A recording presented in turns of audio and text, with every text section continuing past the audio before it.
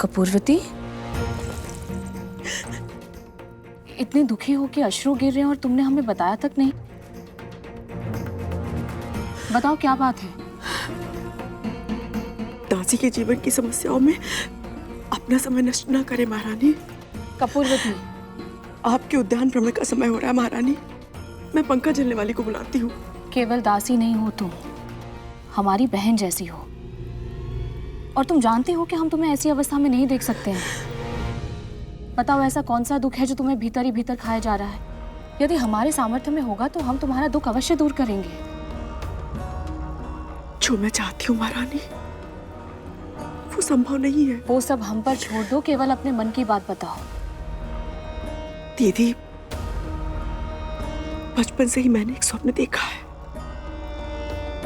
मेरा विवाह किसी राजा से हो और मैं उनकी रानी बनूं। जन्म के बाद से जो कष्ट मैंने सहे, मैं नहीं चाहती कि उनकी छाया भी मेरी संतानों के भाग्य पर पड़े। और इसके लिए मैंने बहुत कुछ सहा, बहुत कुछ सीखा। हर ढंग से अपने आप को किसी राजा के योग्य बनाने का प्रयास किया है मैंने, किंतु मेरे भाग्य ने मेरे परिश्रम को पारिश्रमिक दिया ही नहीं। मैं सेविका बनकर ही रह गई। मेरा एकमात्र स्वप्न अधूरा रह गया, अधूरा रह गया। हमारे रहते ऐसा कभी नहीं होगा। हृदय से बहन माना है तुम्हें, और प्रथा के अनुसार दो बहनों का विवाह एक ही पुरुष के साथ हो सकता है।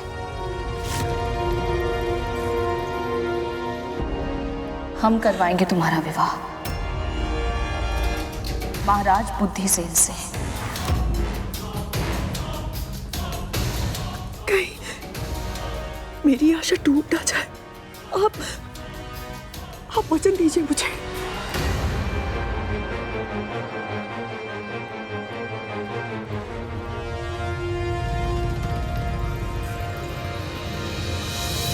वचन देते हैं हम तुम्हें, तुम शीघ्र ही रानी बनोगी।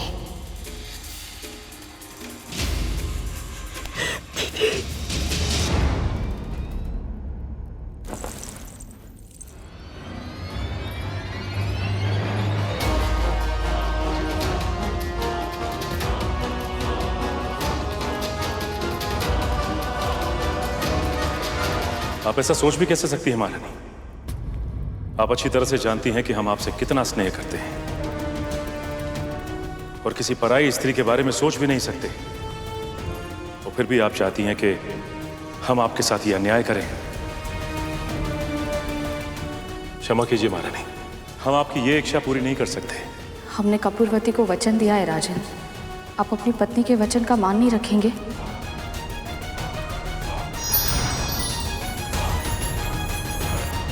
देवी कपूरवती का स्वभाव तो बिल्कुल माता कद्रू की तरह है, जो अपने हित के लिए किसी का भी अहित कर सकती है।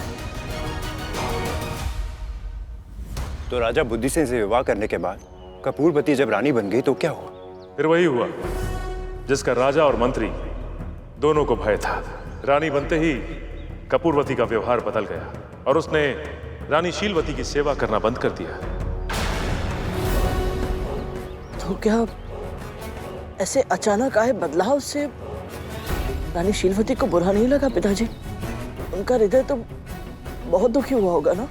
रानी शीलवती धैर्यवान महिला थी पुत्र। उन्होंने ये सोचकर संतोष कर लिया कि भला एक रानी दूसरी रानी की सेवा कैसे करेगी। और धीरे धीरे समय बीता और दोनों रानियां गर्भवती हो गई।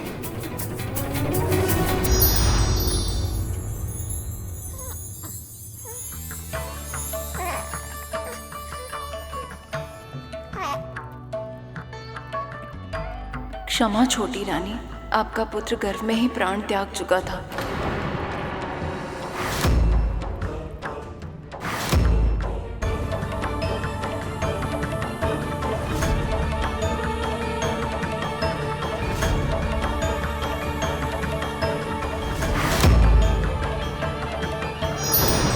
मैंने पहले भी कहा था कि माता पिता के बुरे कर्मों का फल उनकी संतानों को भुगतना पड़ता है। इनके साथ भी वैसा ही हुआ। रानी शीलवती के गर्भ से एक के बाद एक स्वस्थ पुत्र जन्म लेते रहे और कपूरवती बार बार मृत संतानों की मां बनती रही। पर इतना सब होने के बाद भी उसे अपनी भूल का आभास नहीं हुआ और समय का चक्र अपनी गति से घूमता रहा।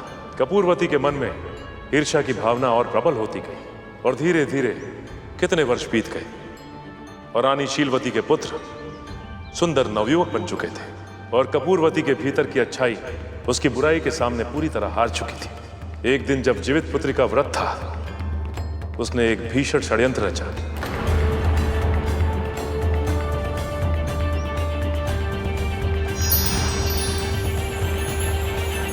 क्या कर रही हो मनोरमा? राजकुमारों के लिए भोजन बना रही हूँ छोटी रानी। ठीक है, एक काम करो, वहां से एक थाली ले आओ। जी।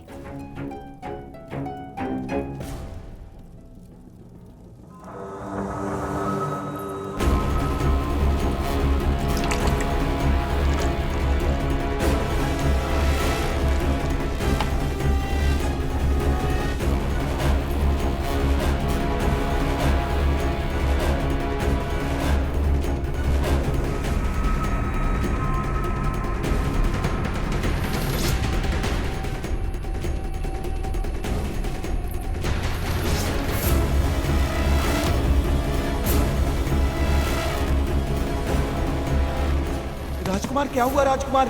कोई अतिशीघ्र राजवैद्य को बुलाइए, कोई राजन को सूचना दीजिए।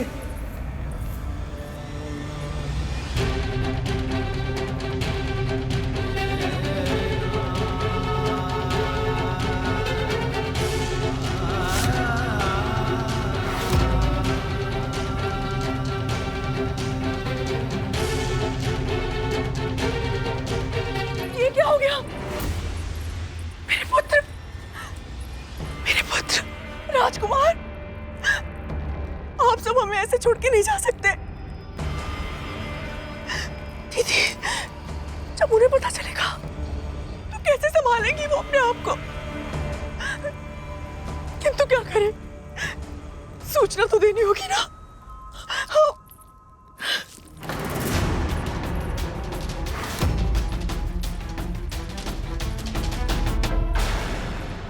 ओम विष्णवे नमः।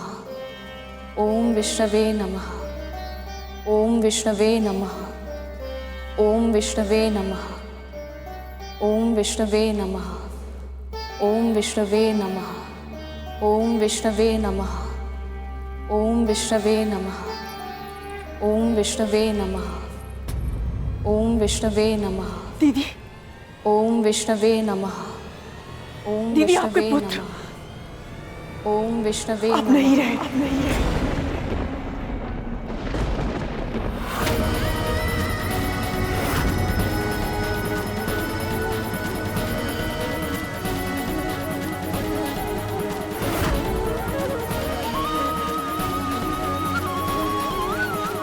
ओम विष्णवे नमः। ओम विष्णवे नमः।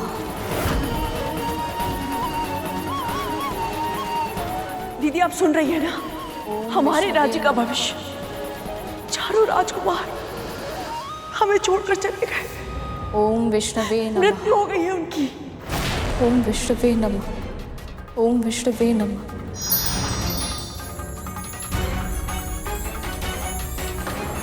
परंतु पिताजी, रानी शीलवती ने तो कोई अनुचित कार्य नहीं किया था, पर उनके साथ ऐसा अत्याचार क्यों? तुम्हारी तरह ये प्रश्न अनेक व्यक्तियों के मन में आता है। उन सभी को लगता है कि वो तो धर्म के अनुसार ही आचरण करते, सबके साथ अच्छा व्यवहार करते, तो फिर उनके साथ अनुचित क्यों होता है? किसी भी वस्तु को पाने के लिए उन्हें दूसरों की तुलना में अधिक श्रम क्यों करना पड़ता है? ऐसी स्थिति में उनके सामने दो ही विकल्प होते हैं, या वो अपना अच्छाई का कठिन मार्ग छोड़कर आसान मार्ग चुन लें।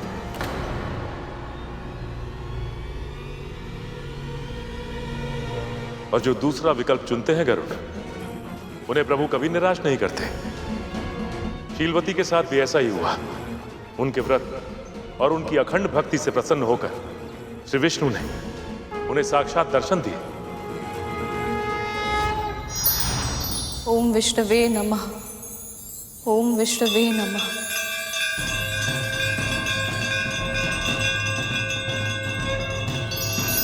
ओम विष्णुवे नमः।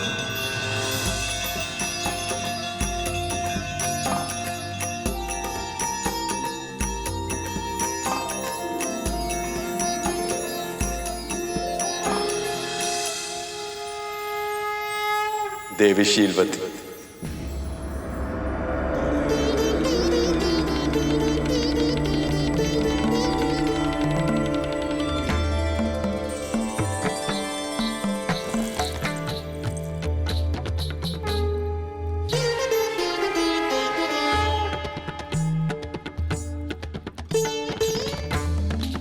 जीवित पुत्री का व्रत के प्रति तुम्हारी अटूट निष्ठा देखकर मैं प्रसन्न हूं।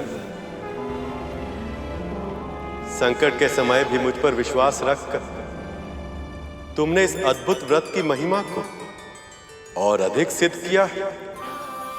इसी का परिणाम कि तुम्हारे सभी पुत्र पुनः जीवित होंगे और दीर्घायु होंगे।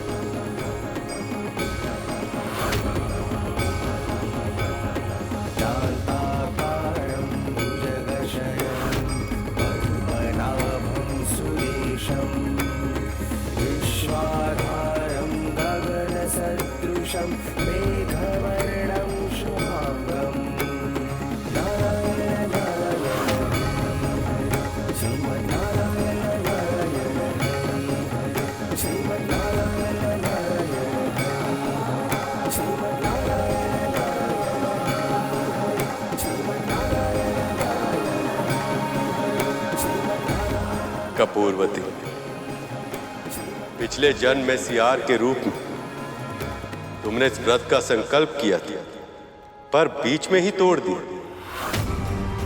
उसी का परिणाम था कि तुम्हें मनुष्य योनि तो मिली, किंतु तुम्हारा जन्म निर्धन अवस्था में हुआ।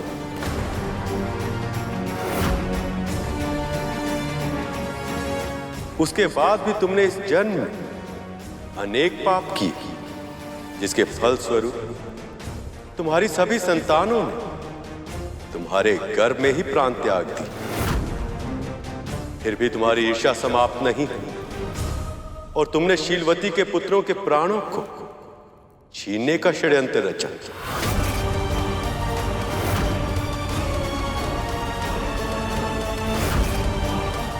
किंतु उनके मातृत्व की शक्ति के कारण तुम्हारा यह षड्यंत्र असफल हुआ।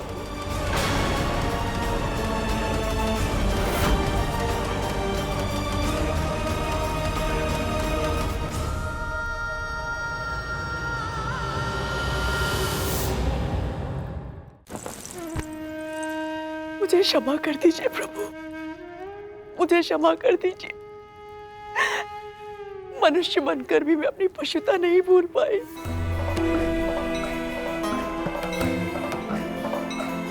जिसने मेरा जीवन संवारा, मैंने उसी की गोद उजाड़नी चाहिए। बहुत बड़ा अपराध हो गया मुझसे। क्षमा कर दीजिए प्रभु, क्षमा कर दीजिए। सच्चे हृदय से किया गया पश्चाताप ही तुम्हें तुम्हारे पापों के बोझ से मुक्त कर सकता है।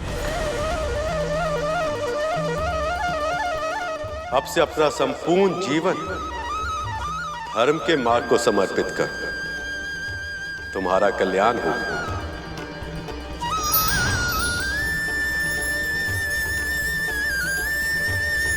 बड़ी माँ भी यदि मन से पश्चाताप कर ले तो शायद नाग भाइयों को जीवन दान मिल जाए।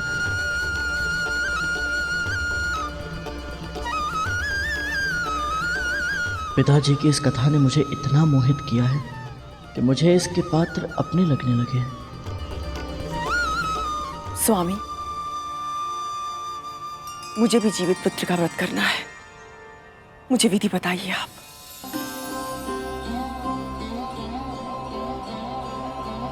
सबसे पहले आप भोर में उठ के स्नान करके स्वच्छ वस्त्र धारण कीजिए। उसके बाद कुशा से बनी प्रभु की प्रतिमा को पुष्प, दीप, चावल आदि अर्पण कीजिए। और आप चाहें तो प्रभु की प्रतिमा मिट्टी या गोबर से भी बना सकती। उसके बाद चील और सियार की मूर्ति बनाकर उनके माथे पर लाल सिंदूर का टीका लगाएं। उसके साथ ही देवी को 16 पेड़े और 16 दूब की मालाएं, 16 गांठ का धागा और श्रृंगार का सामान अर्पित कीजिए। फिर आप जीवित पुत्रिका की व्रत कथा सुनिए या कहिए। इस प्रकार जो भक्त इस व्रत को विधि विधान से करते हैं, उनकी सारी मनोकामना पूर्ण होती है। इस व्रत को अश्विनी माह के कृष्ण पक्ष की अष्टमी तिथि को किया जाता है। सप्तमी को नहाय खाए होता है। फिर अष्टमी को निर्जला व्रत रखने के बाद नवमी को सूर्य को अर्घ देकर प्रभु की पूजा की जाती है। और फिर ब्राह्मण को दान देने के बाद मड़ुए की रोटी, नोनी का साग और झोर भात खाकर इस व्रत का समापन किया जाता है। ये बहुत ही कठिन व्रत है कद्रू। इसका पालन केवल तन से नहीं, मन, कर्म, वचन से भी करना पड़ता है। यदि आप इसे सफलतापूर्वक कर पाई तो इन घायल नागों का कल्याण अवश्य होगा।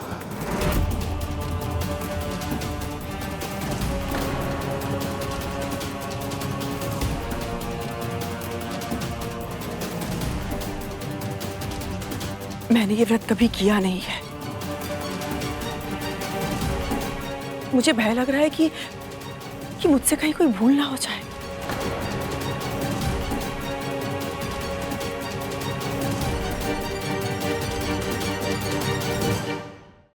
कोई भूल नहीं होगी आपसे।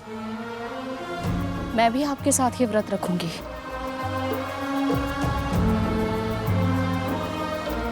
जब दोनों माएं साथ में प्रार्थना करेंगी तो नारायण कृपा अवश्य करेंगे।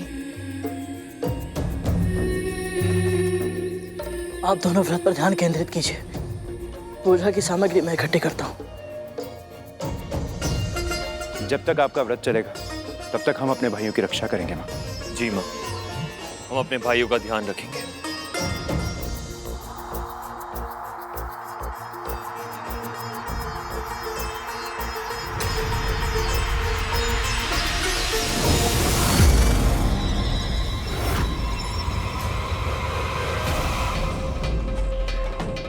एक ओर इस व्रत का पालन करने में कद्रू के मन में अभी से असमंजस है, और दूसरी ओर यमदूत सांपों के प्राण हरने के लिए प्रतीक्षा कर रहे हैं। मैं आशा करता हूं कि इस व्रत को कद्रू विधि विधान से कर पाए।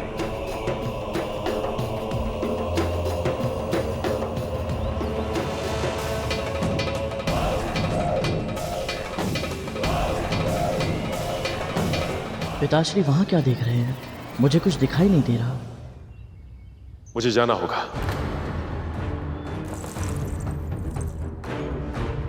प्रणाम स्वामी।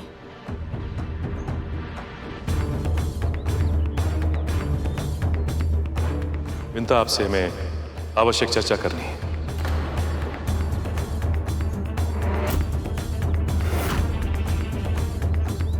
तनिक साथ आइए।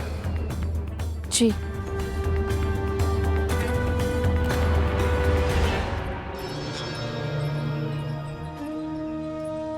विंता, गरुड़ एक महत्वपूर्ण बालक है। उसका जन्म एक बड़े उद्देश्य के लिए हुआ है। अब उसका दायित्व और भी बढ़ने वाला है। इसलिए ये आपको निश्चित करना है कि वो कर्म और परिवार दोनों के बीच में संतुलन बना पाए, क्योंकि अब शीघ्र ही गरुड़ को एक बहुत महत्वपूर्ण कार्य सौंपा जाएगा। कौन सा कार्य स्वामी? प्रभु विष्णु और मां लक्ष्मी को मिलाने का कार्य।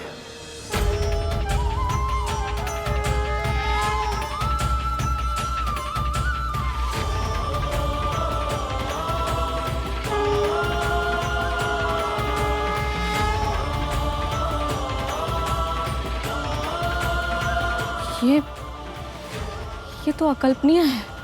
ये इच्छा गरुड़ ने स्वयं प्रकट की थी कि वो विष्णु और लक्ष्मी के मिलन में सहयोग दे पाए। भैया, क्या कोई ऐसा उपाय है जिससे मैं इन दोनों को फिर से एक कर पाऊं? यदि वैकुंठ में सच्चे हृदय से इच्छा व्यक्त की जाए तो अवश्य पूरी होती है।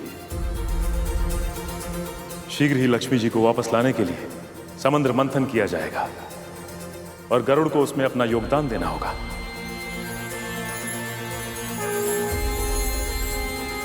और उसके लिए यह कार्य कर पाना बहुत कठिन होगा विंता, और विशेष रूप से तब जब आप दासी हैं। उसका मन, मस्तिष्क, हृदय, यहां तक कि आत्मा भी सदैव आपके साथ ही रहता है। और आपकी मुक्ति भी समुद्र मंथन के बाद ही संभव हो पाएगी। इसके अतिरिक्त समय आने पर गरुड़ की कुंडलिनी शक्ति भी जागृत होगी, जो उसे सर्वशक्तिमान बना देगी। और उसके बाद ही वो बन पाएगा संपूर्ण धर्म योद्धा।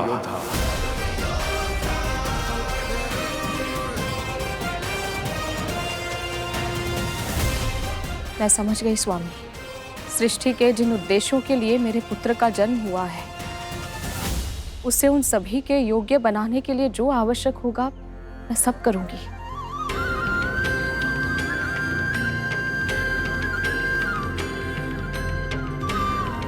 आपका कल्याण हो विंता।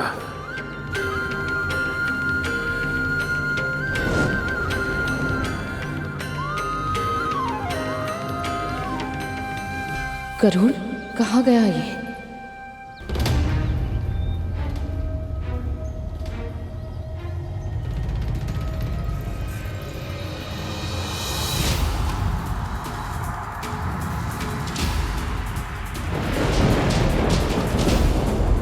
कौन है वो जिसके होने का आभास ही मुझे इतना आशंकित कर रहा है?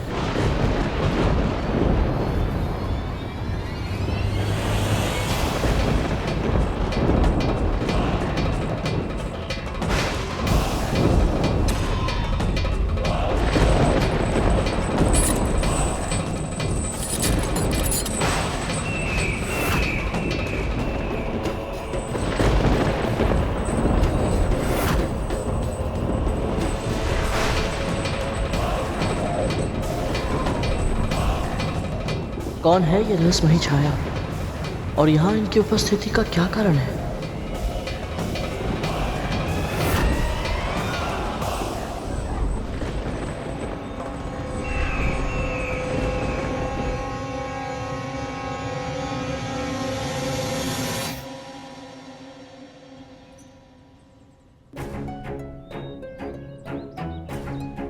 यहाँ क्या कर रहा है तू?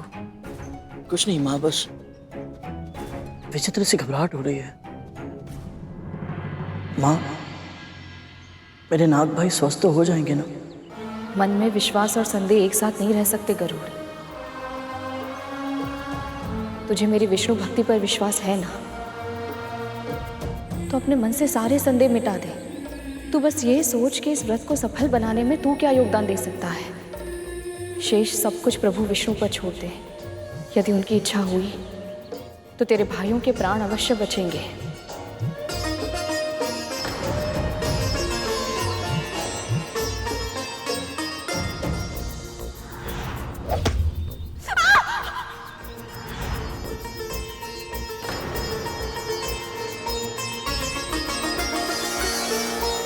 माँ, मेरे कारण आपको बहुत कष्ट हो रहे हैं ना? उन अभागों के कष्ट की तुलना में मेरा कष्ट कुछ भी नहीं है गरुड़।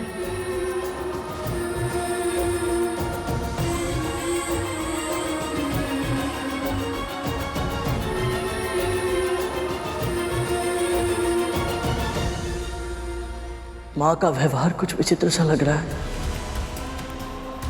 निश्चित ही वो मुझसे निराश है, क्योंकि नागों की ये अवस्था मेरे कारण हुई है।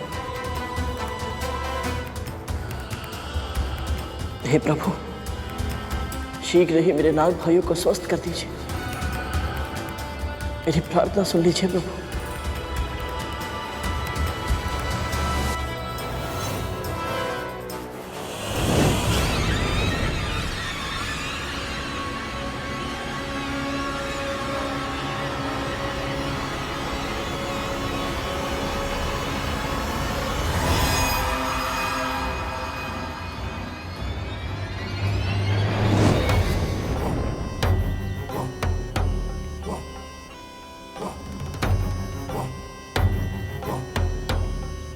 इस बार संकट में केवल ये नहीं है, बल्कि पूरा महल दुख की काली छाया से घिर चुका है। और इसका कारण है वो गरुड़। मुझे शीघ्र ही ये सूचना माता को देनी होगी।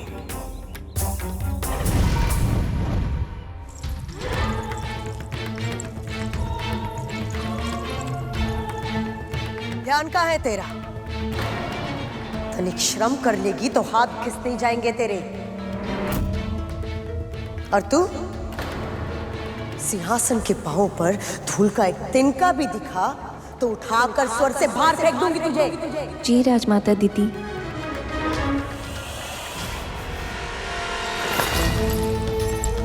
इतने वर्षों तक हमने देवराज इंद्र के लिए सिंहासन को स्वच्छ किया है, परंतु उनसे भी कभी ऐसे वचन सुनने को नहीं मिले।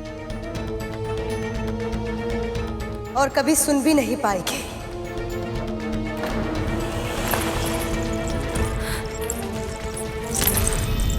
अच्छी तरह से जानती हूं मैं कि तुम सब मन ही मन यही प्रार्थना करते हो कि तुम्हारे देवराज इंद्र इस सिंहासन पर फिर से लौट आए।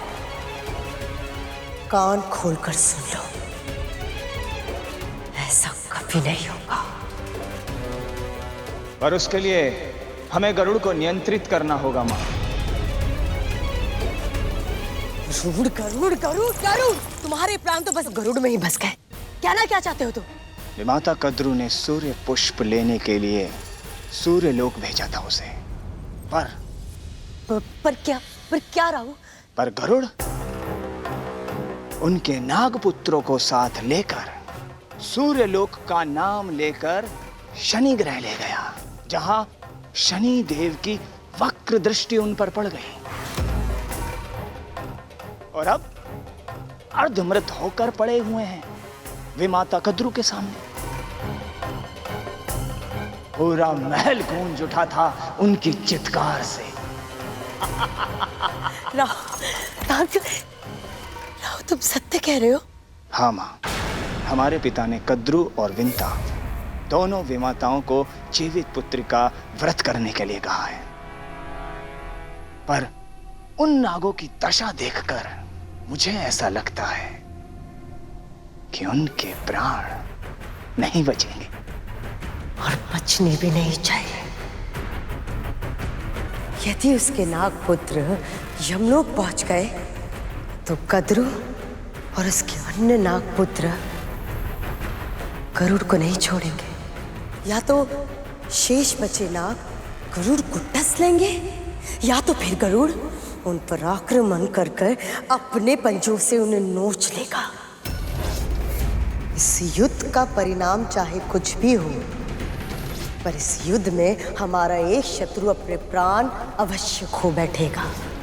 और ऐसा ही हो, इसके लिए मुझे निश्चित करना होगा कि विंता और कद्रू का जीवित पुत्र का व्रत सफल ना हो। उसके अर्धमृत नाग पूर्ण रूप से मृत हो जाए।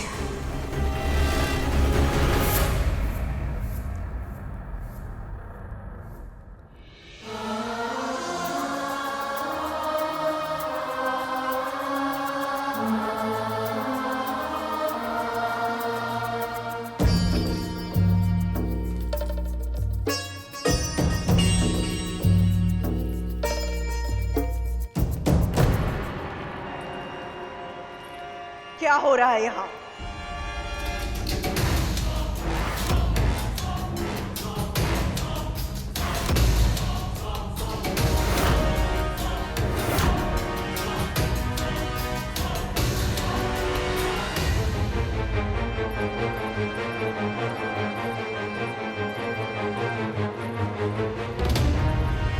मुझे लगा धृत कुमारी का ये लेप इनकी जलन में सुधार लाएगा। कितने निर्लज हो तुम दोनों मां पुत्र। पहले स्वयं घाव दिए, अब उन्हीं घाव पर स्वयं लेप भी लगा रहे हो। और क्या होगा इस लेप से? इनके घाव देखे, त्वचा जलकर अस्थियों में चिपक चुकी है इनकी। संभाले अपने आप को माँ। यदि आप साहस नहीं करेंगे तो हम सब क्या करेंगे? जी माँ, हमारे अन्य भाई भी बहुत भयभीत हैं। हमें आशावान रहना पड़ेगा। हम दुर्बल नहीं हो सकते। सही कहा तुम दोनों ने।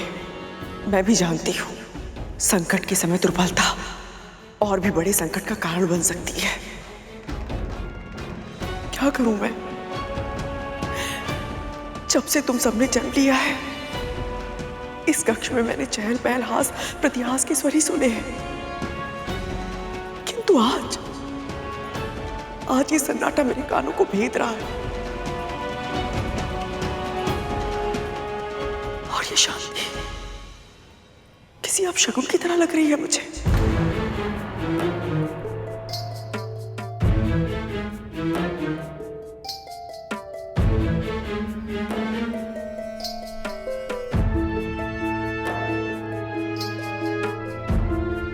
दे मुझे।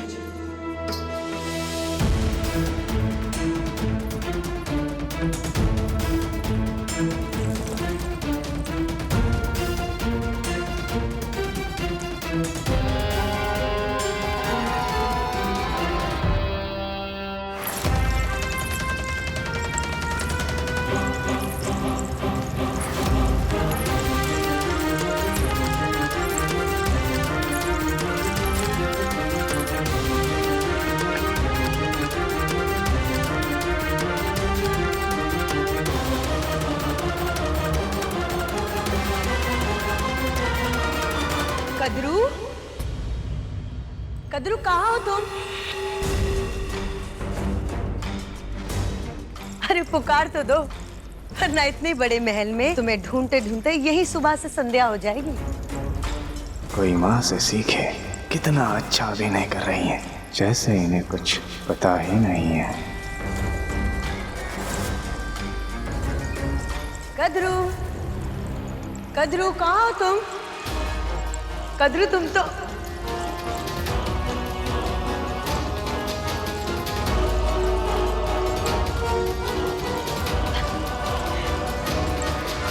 क्या बात है, आज पूरा परिवार इकट्ठा है? कोई शुभ अवसर है क्या?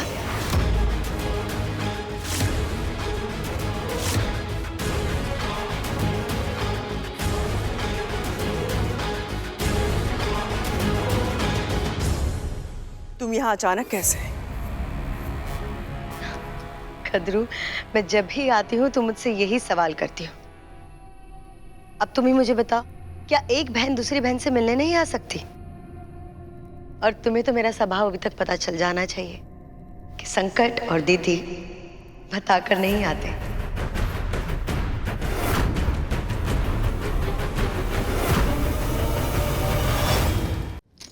वो छोड़ो, मैं तुम्हारे लिए विशेष व्यंजन लेकर आई।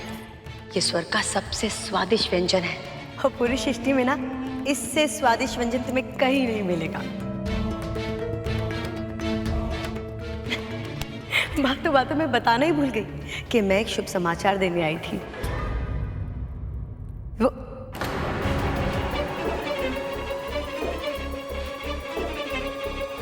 मैंने कुछ अनुचित कह दिया क्या कद्रू?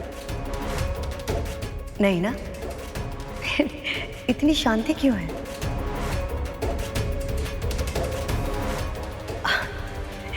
वो तुम्हारे शेष पुत्र किधर है?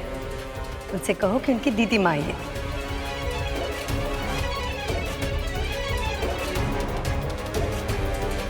अच्छा छोड़ो, मैं ही पुकार लेती हूँ। उमर,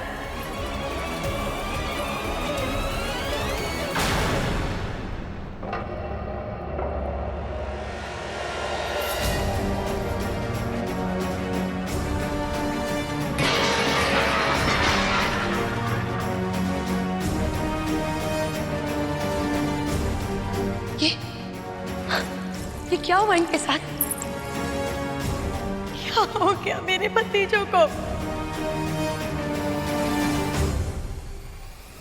किसने की? किसने की मेरे भोले भाले बच्चे की ऐसी दशा? कद्रू, क्या हुआ मेरे भतीजों को? बिल्कुल मृत समान हो चुके, क्या हुआ इन्हें? कोई कुछ जवाब क्यों नहीं देता? मैं कब से पूछ रही हूँ क्या किया, किसके कारण हुआ है ये? राहु, इसी क्षण असुर सेना को बुलाओ। जिस किसी ने मेरे भतीजों के साथ ये किया है, मैं उसे जीवित नहीं छोड़ूंगी, प्राण ले लूंगी मैं उसके। मेरे भोले भाले से बच्चे, किसने किया ये? किसके कारण हुआ है? ये सब मेरे कारण हुआ है।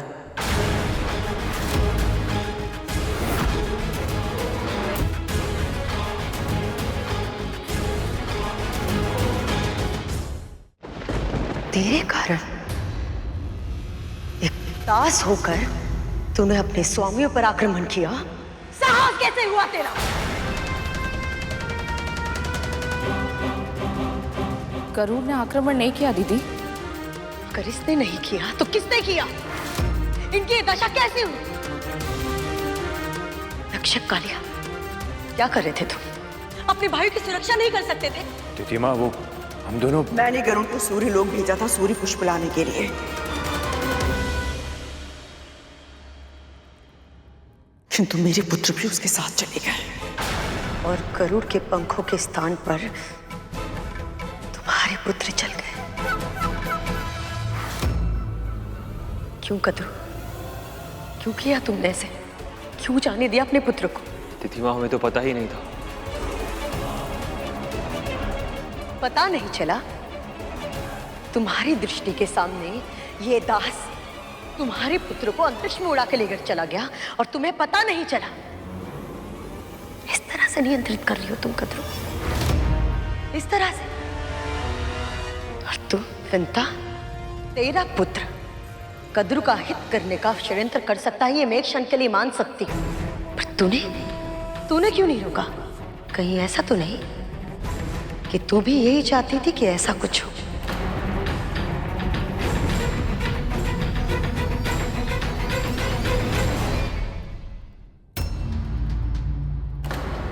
नहीं, मां ऐसा सोच भी नहीं सकती। संभव है, और यह भी संभव है कि इसने सबके मस्तिष्क में ऐसी छवि इसलिए बनाई हो ताकि ये कोई भी षड्यंत्र करे और कोई कल्पना भी ना कर पाए कि ये ऐसा सोच सकती है। कद्रू, तुम्हें नहीं लगता कि तुमने एक दासी पर अधिक ही विश्वास कर लिया है? कद्रू मेरी बहन, मुझे तो इस बात की चिंता हो रही है कि अब तुम क्या करोगे? तुम्हारे पुत्रों को देखो, मुझे तो भाई लग रहा है कि ये जीवित भी हो पाएंगे या नहीं। दीदी,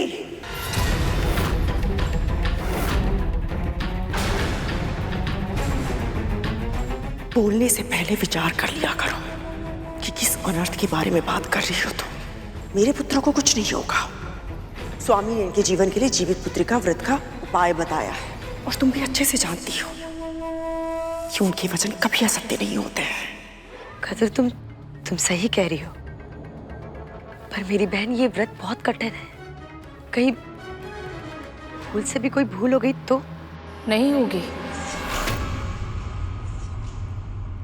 हम दोनों व्रत के सभी नियमों का पालन करेंगे। हम दोनों? तू ये व्रत क्यों करेगी?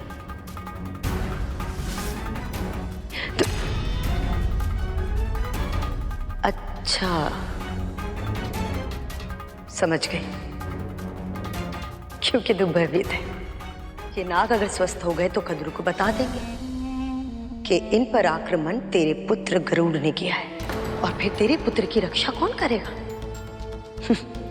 और इसने स्वामी के सामने भी ऐसा ही स्वांग किया होगा कि तुम्हारे पुत्र की ये व्रत रखेगी। इसे केवल अपने पुत्र की चिंता है, तुम्हारे पुत्रों की नहीं।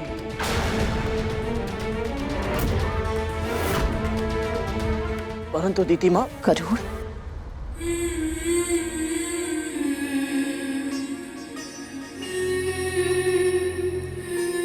महारानी, कल व्रत आरंभ होने से पहले महल की स्वच्छता और शुद्धिकरण बहुत आवश्यक है। भूल से भी यदि कोई अपवित्र वस्तु महल में रह गई तो व्रत भंग हो जाएगा। ठीक है, तुम दोनों जाके बाहर की झाड़ पोंछ कर लो। और हाँ, रसोई घर भी स्वच्छ कर लेना। जी।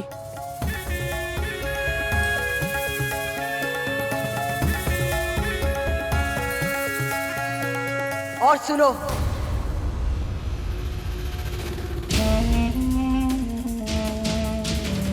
ध्यान रखना कि कोई भूल से भी फूल ना हो जाए।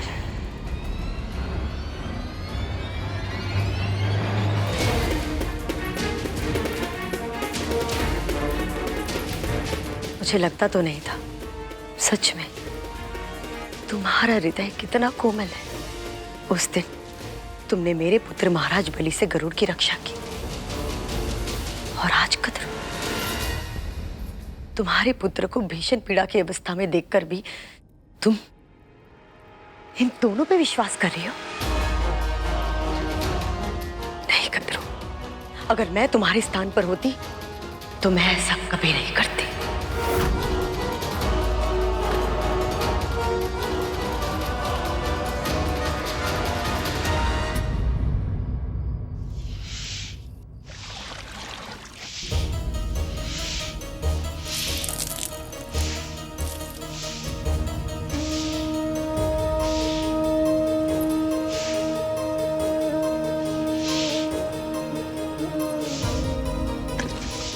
लाइए माँ, मुझे दीजिए।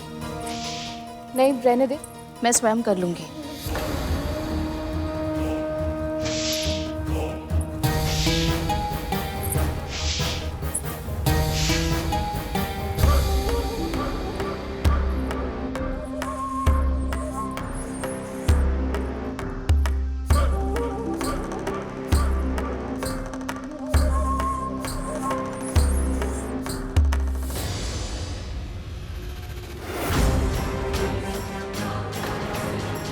शनिदेव का प्रसाद काला हो गया। इस कक्ष को तो पवित्र कर लेगी, किंतु तेरे मन का क्या कद्रू, उसे कैसे शुद्ध कर पाएगी तू? क्या इस अपराध बोध से तुझे मुक्ति मिलेगी कि जो कुछ भी हुआ उसका कारण तू है?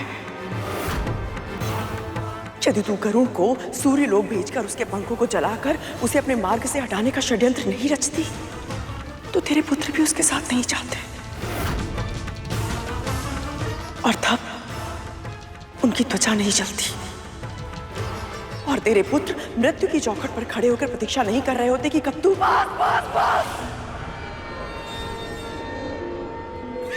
कुछ मत कह, मत बोल।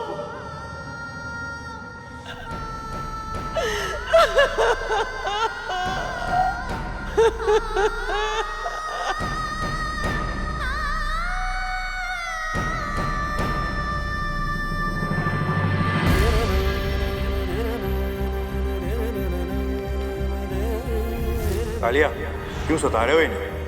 दे दोगे? आप बोलते हो तो दे देता हूं। लो।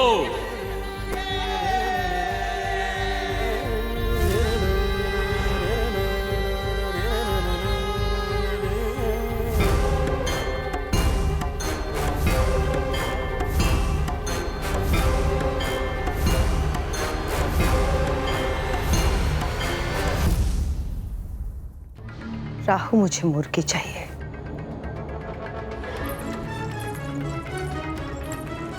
और मुर्गी पकी हुई चाहिए। और हाँ, ध्यान रखना, विंता और गरुड़ को इस बात की भनक नहीं लगनी चाहिए। अच्छा, बस अभी गया और अभी आया माँ।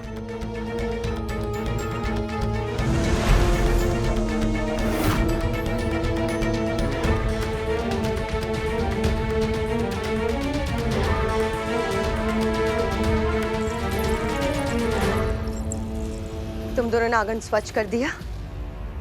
जी। अब जाके रसोई घर भी स्वच्छ कर दो, कुछ भी छूटना नहीं चाहिए। जो आ गया राजमाता।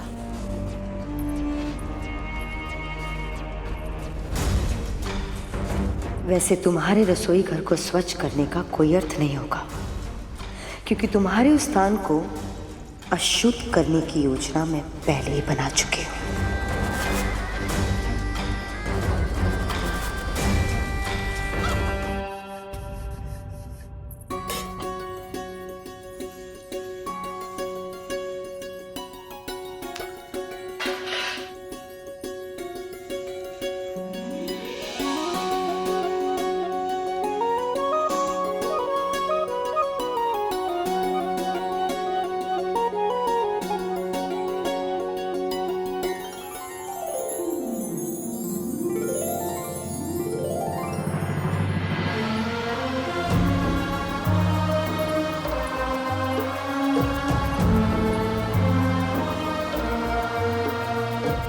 क्षमा करना पुत्र, पर तेरे पिताजी चाहते हैं कि तू मानसिक और भावनात्मक रूप से और शक्तिशाली बने, ताकि तेरा ध्यान मुझसे हट पाए और तू और भी अधिक बड़े और महत्वपूर्ण कार्य कर पाए।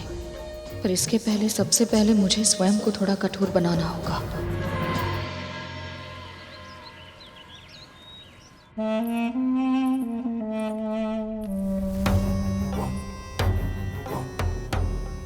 बहुत बढ़िया, अब इसे वहां पे रख दो।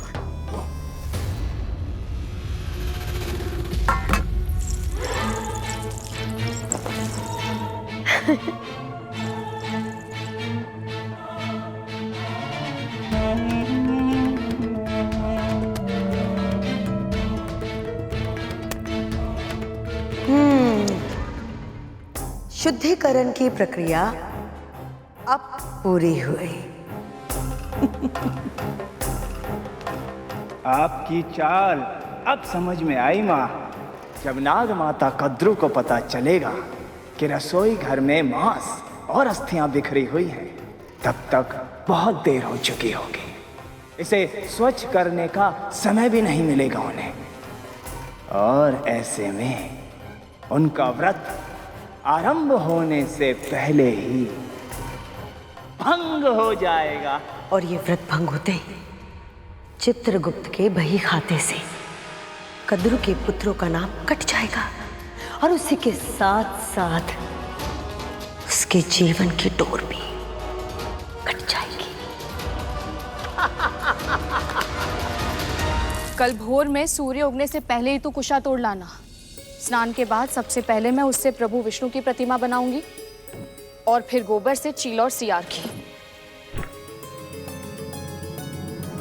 भाई प्रश्न, प्रतिमा बनाने के लिए कुशा और गोबर का प्रयोग क्यों किया जाता है?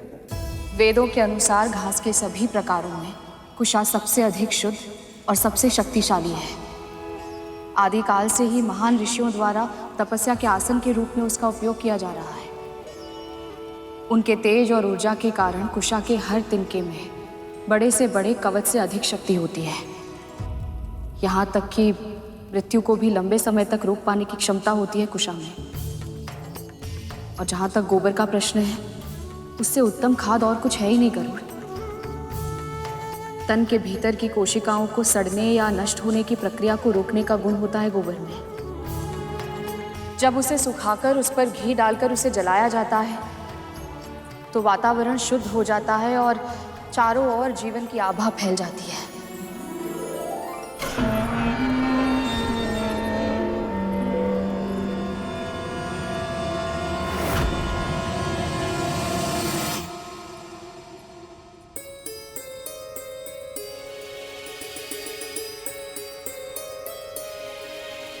तूने कुछ खाया है क्या? नहीं माँ। हाँ, ये सूर्यदेव ने जो शहद दिया था बस उसी का सेवन किया माँ। तो फिर ये मांस की दुर्गंध कैसी है? कहाँ से आ रही है? हाँ माँ, ये गंध तो मांस की है, परंतु हम तो पूरे महल की झाड़ पोंछ कर चुके हैं। पर कार्य समाप्त नहीं हुआ। यदि सूर्योदय तक महल के किसी भी कोने में एक भी अस्थि रह गई तो व्रत आरंभ होने से पहले ही भंग हो जाएगा।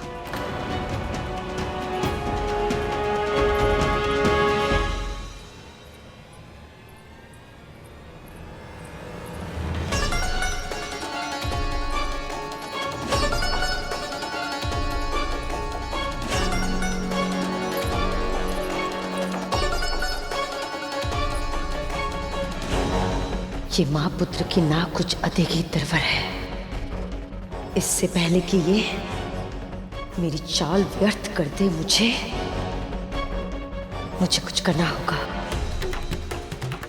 कुछ करना होगा।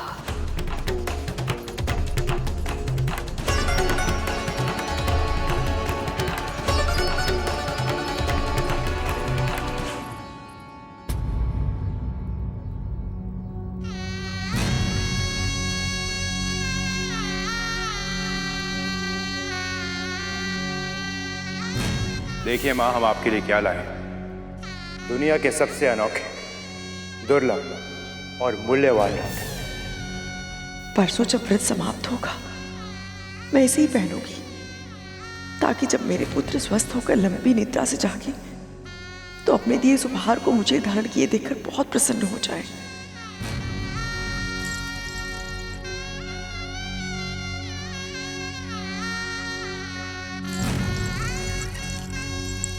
वाह, विश्वास करना तो कोई तुमसे सीखे। तुम यहाँ आभूषण चुन रही हो और वहां वो विंता और गरुड़। क्या हुआ? क्या हुआ?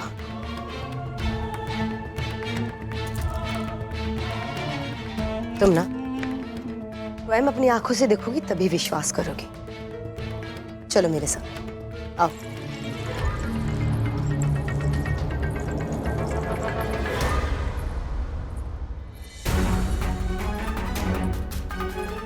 अस्थियों की गंध तो यहीं से आ रही है, पर यहाँ तो सब स्वच्छ ही है। अवश्य ही हमें कोई भ्रम हुआ होगा। एक क्षण मां।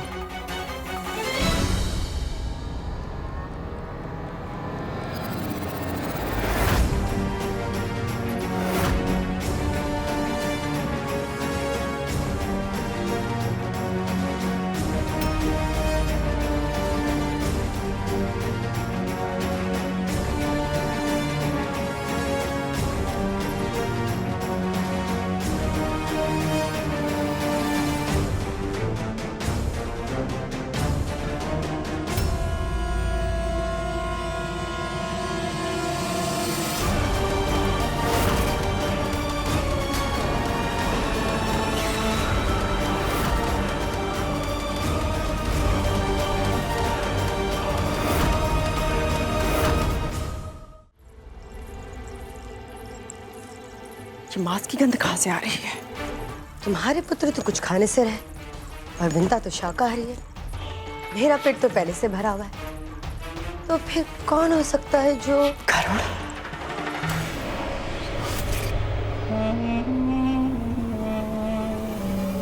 गरुड़।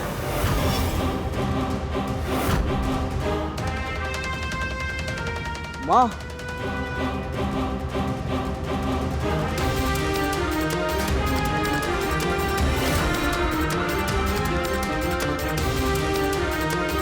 इतनी सारी अस्थियां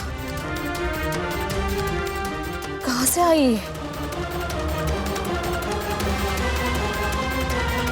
मेरे पुत्र गजासुर और सिंह मुखम को तो जीवित ही निकल गया था। स्वयं विचार करो कद्रू, इस पक्षी के लिए व्रत करना, भूखे रहना संभव है?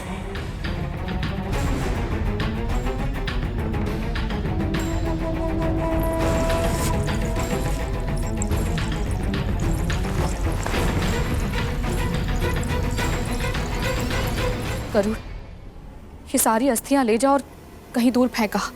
जी मां।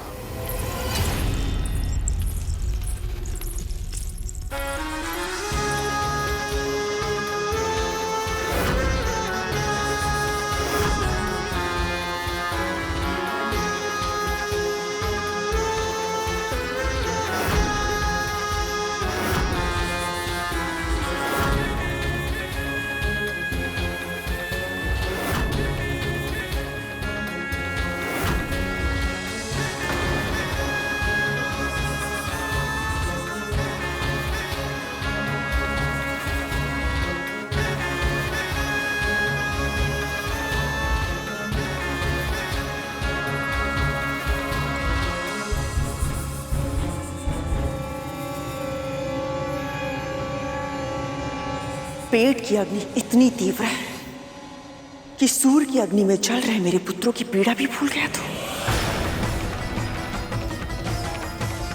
इस स्थिति में तुझे भूख भी कैसे लग सकती है? नहीं महारानी, इनका सेवन मैंने नहीं किया है। तूने नहीं किया तो कि मैंने किया है।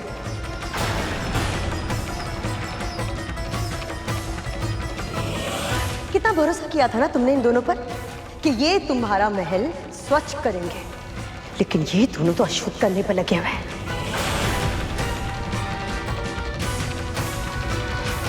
ताकि तुम्हारा व्रत सफल ना हो और इन दोनों को तुमसे प्रतिशोध लेने का मौका मिल जाए, है ना?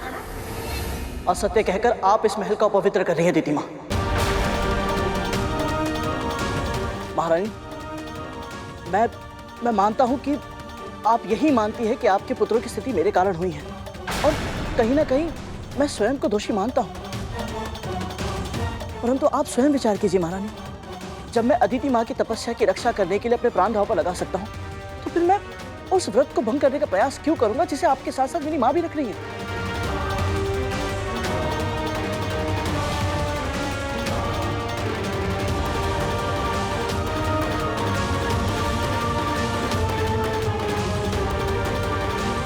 ये सब तो बस करूं, अब और कुछ नहीं कहेगा तू।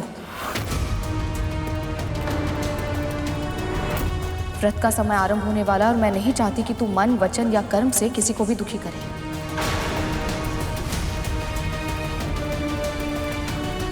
परंतु स्मरण है ना, व्रत में जितना महत्व स्थान शुद्धि का है, उतना ही तन और मन का शुद्ध होना आवश्यक है।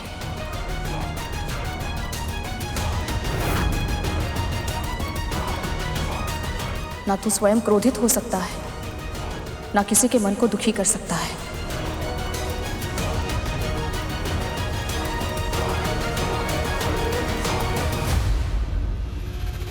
इस स्थान को फिर से स्वच्छ कर लो। और हाँ, गंगा जल छिड़क देना। यदि भूल से भी कोई अशुद्धि हो गई हो तो वो पवित्र हो जाए।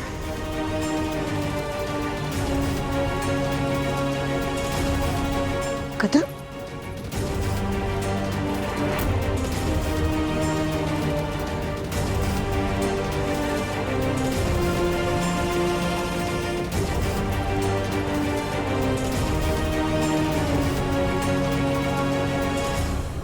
ये सब अवश्य ही दीदी माँ का षड्यंत्र है, किंतु क्या माँ को मेरी बात पर विश्वास होगा कि उनकी स्वयं की बहन इतना घिनौना कार्य कर सकती है?